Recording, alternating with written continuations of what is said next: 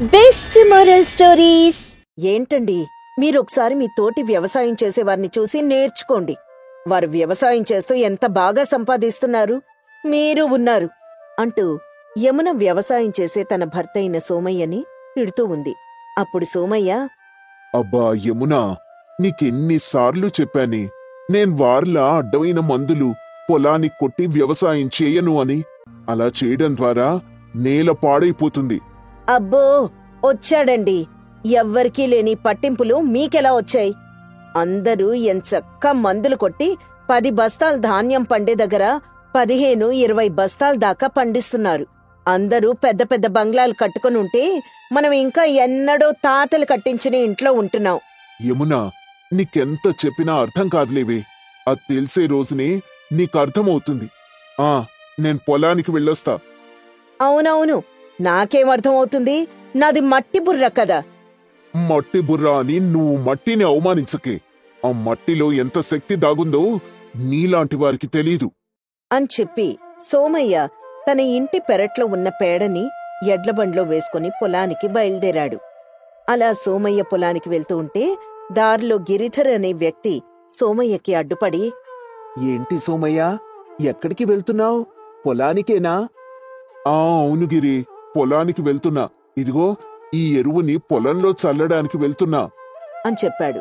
అప్పుడు ఆ గిరిధర్ ఎడ్ల బండిలో ఉన్న పేడను చూసి, ఏంటి సోమయ్య, నువ్వింకా మారవా చెప్పు? ఈ పేడ అవి చల్లితే ఏం పండుతుంది పంట?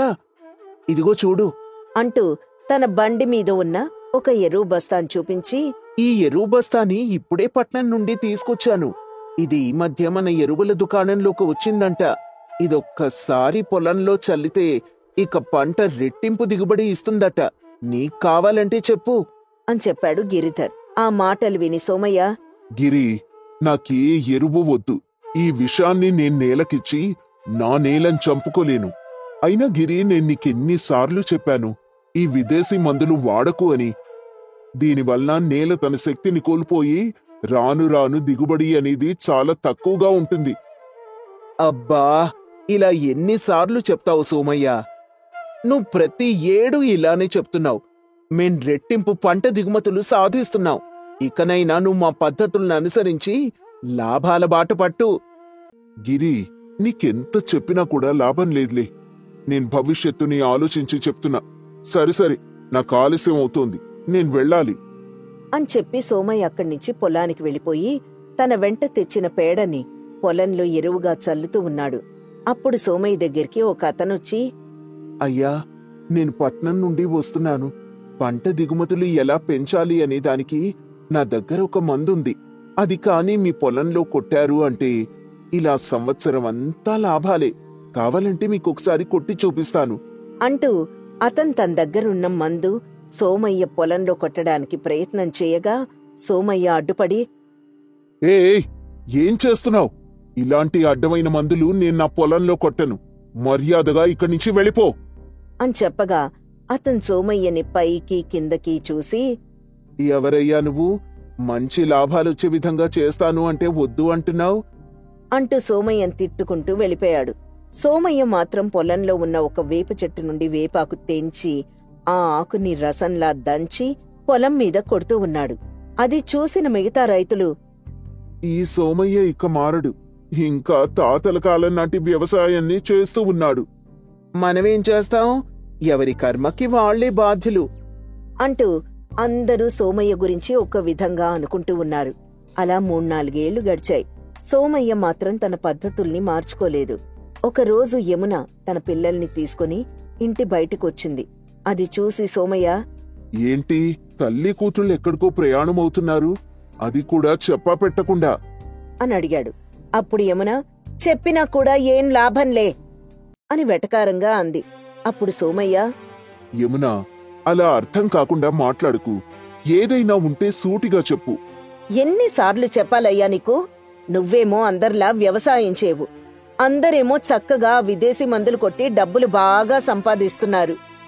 నీకు చెప్పి చెప్పి నా ఓపిక నశించిపోయింది. అందుకే నువ్వు అందర్లా వ్యవసాయం చేసిన రోజే నేను నా పిల్లలు మళ్ళీ ఇంటికొస్తాం అని చెప్పి సోమయ్య ఎంత బ్రతిమిలా అన్నా కూడా వినిపించుకోకుండా తన పుట్టింటికి వెళ్ళిపోయింది. ఈ విషయం తెలిసిన గిరిధర్, ఏంటి సోమయ్య, నేను విన్నది నిజమేనా? నీ భార్య పుట్టింటికి వెళ్ళిందంట కదా? ఏ, నీ భార్య ఎప్పుడు పుట్టింటికి వెళ్ళలేదా ఏంటి? అంత కొత్తగా అడుగుతున్నావు. ఆహా, ఏం లేదు, నేను వేరేలా విన్నానులే. ఇంతకీ ఎటు వెళ్తున్నావు? మళ్ళీ విత్తనాలు వేసే సమయం అయింది కదా, అందుకే విత్తనాలు తయారు చేయడానికి వెళ్తూ ఉన్నాను. అబ్బా, ఎందుకు సోమయ్య ఇవన్నీ? చక్కగా ఊరి చివరన పెద్ద మందుల దుకాణం పడింది, అక్కడికి వెళ్ళి సంకర జాతి విత్తనాలు కొను. శ్రమ తక్కువ, ఆదాయం ఎక్కువ. గిరి, నాకు నేను కన్నబిడ్డ కావాలి, కాని ఎవరో కన్నబిడ్డ నాకెందుకు అంటూ మోటుగా సమాధానం చెప్పాడు. ఆ సమాధానంతో గిరిధర్ ఏం మాట్లాడకుండా వెళ్ళిపోయాడు. ఆ సంవత్సరం అందరూ విత్తనాలు వేశారు. ఎప్పట్లాగే అందరూ విదేశీ మందు పొలానికి కొట్టి సంతోషంగా ఉన్నారు.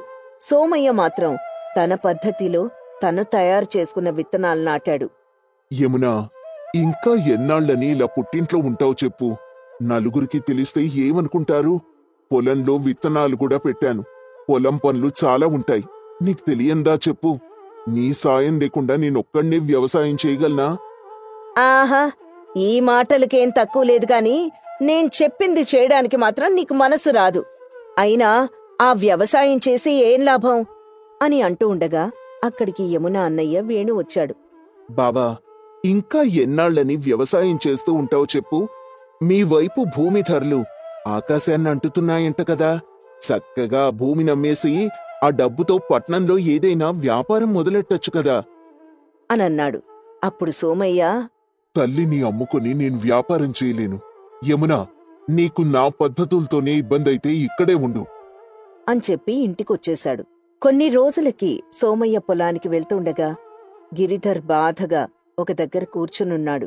అది చూసి సోమయ్య, అరే, ఎప్పుడూ చలాకీగా మాట్లాడి గిరేంటి ఈ రోజు అలా దిగాలుగా కూర్చున్నాడు? ఏమై ఉండొచ్చు అని అనుకుంటూ గిరిధర్ దగ్గరికి వెళ్లి, గిరి, ఏమైంది ఇలా ఒంటరిగా కూర్చున్నావు అని అడిగాడు. అప్పుడు గిరిధర్, సోమయ్య, నేను మోసపోయాను సోమయ్య. ఆ పట్నం దుకాణం వాడు నాకు నకిలీ విత్తనాలిచ్చాడు. ఎంతో పెట్టుబడి పెట్టి పంట సాగు చేశాను, కాని భూమిలో నుండి మొక్కలైతే మొలిచాయి, కాని వాటికొక్క ధాన్యం గింజ కూడా రాలేదు. నాకే కాదు, మన ఊర్లో చాలా మందికి ఇలానే జరిగింది అంటూ చెప్తూ వాపోయాడు. అప్పుడు సోమయ్య, గిరి, నేను నీకు ముందు నుండి చెప్తూ వచ్చాను, ఇలాంటి విదేశీ వాటిని నమ్మకూడదు అని. సరే పద, నీ పొలానికి వెళ్ళి చూద్దాం అంటూ గిరితో పాటుగా గిరి పొలానికి వెళ్లి చూశాడు సోమయ్య. సోమయ్య నేలని బాగా పరిశీలించి, గిరి, నీ పొలంలోని నేలంతా పాడైపోయింది. నీకర్థమయ్యేలా చెప్పాలి అంటే, నీ పొలంలోని నేలకి జబ్బు చేసింది. దానికి మనదైన పద్ధతుల్లో చికిత్స చేయాలి. విత్తనం సరైందే కాని నేల సరిగ్గా లేదు, అందువల్లే ఒక్క ధాన్యం గింజ కూడా రాలేదు. సోమయ్య, నువ్వేదైనా చెయ్యి, కాని నా పంటని మాత్రం బ్రతికించు అని వేడుకున్నాడు గిరి. గిరి, నేనున్నాను కదా, ముందు నువ్వు బాధపడకు అని చెప్పి సోమయ్య తనకి తెలిసిన పాత పద్ధతుల ద్వారా కొన్ని రసాయనాలు తయారు చేసి, గిరి, ఇదిగో ఈ రసాయనాల్ని రోజు క్రమం తప్పకుండా సూర్యుడి కిరణాలు పంటను తాకగానే పొలానికి కొట్టు. అలాగే ఇదిగో నేను పేడ, ఇంకొన్ని ప్రకృతిలో దొరికే వాటి నుండి ఒక మిశ్రమాన్ని తయారు చేశాను.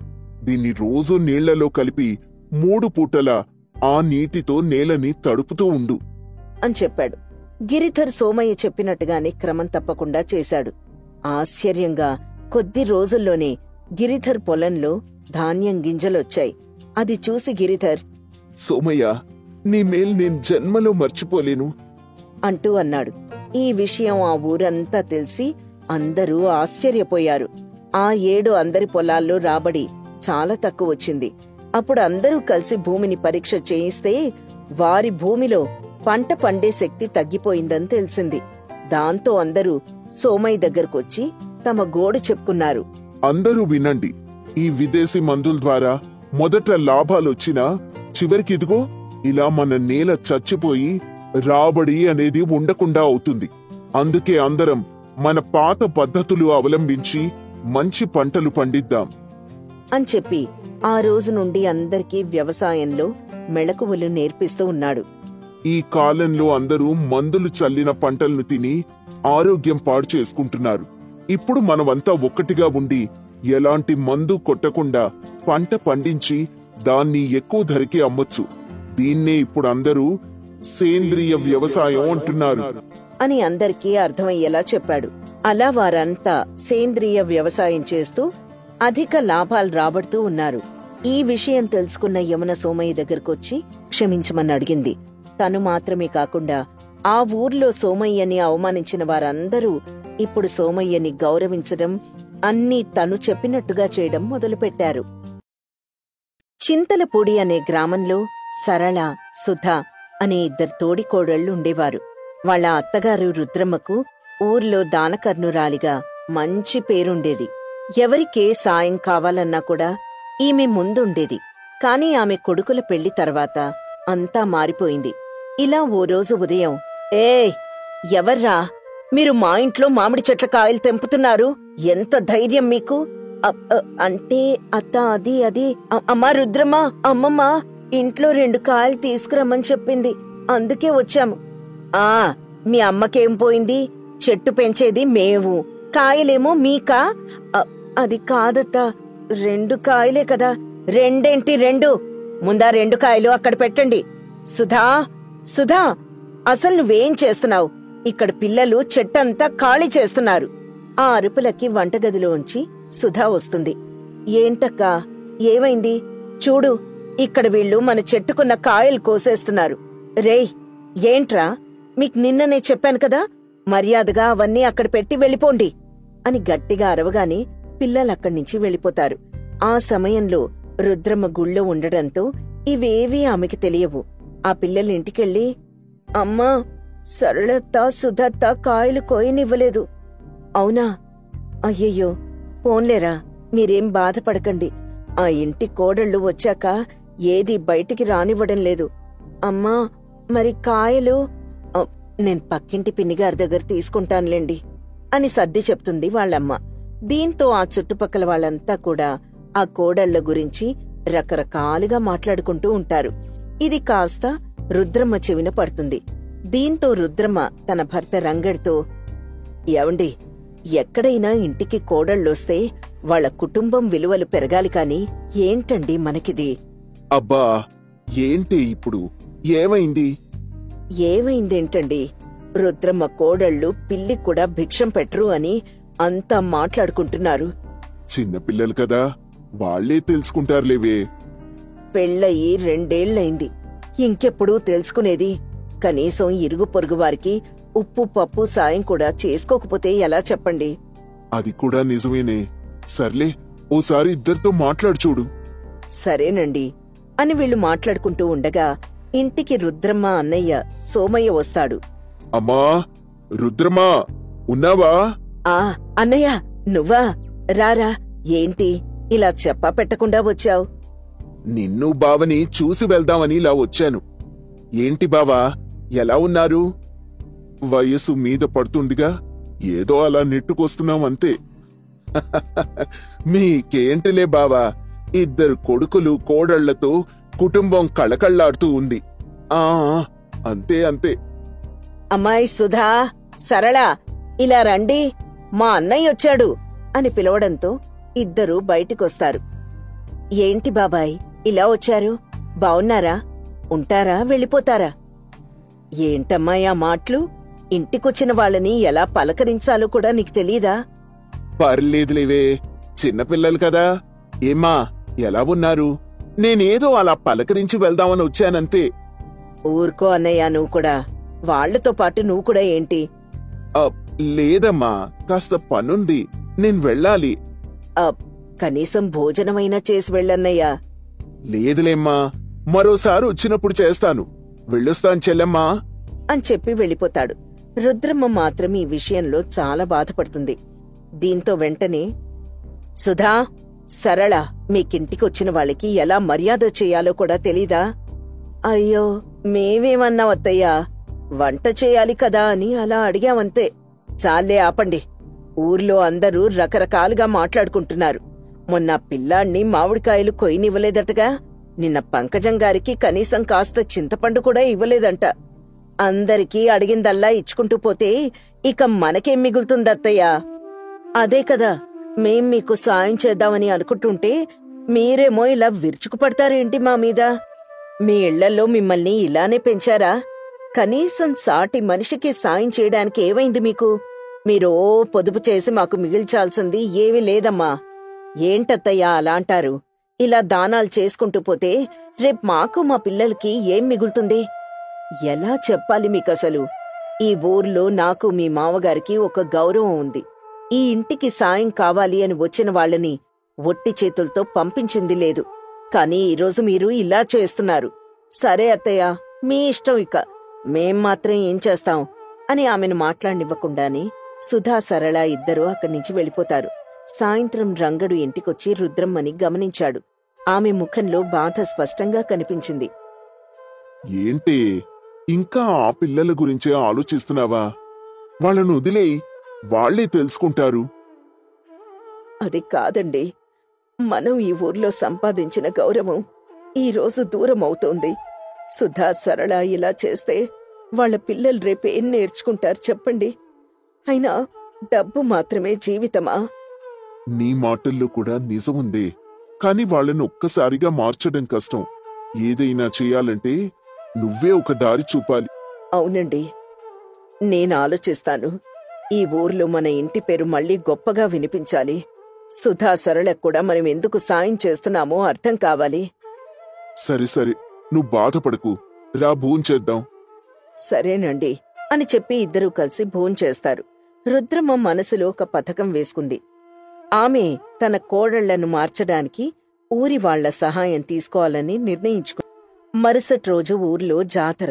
రుద్రమ్మ ఊరి పెద్దలతో మాట్లాడి ఒక పెద్ద పోటీ పెట్టాలని నిశ్చయించింది. ఈ పోటీలో ఊరి పిల్లలు, యువకులు చేరి తమ చేతితో చేసిన వస్తువులనమ్మి ఆ డబ్బుని పాఠశాలకివ్వాలి.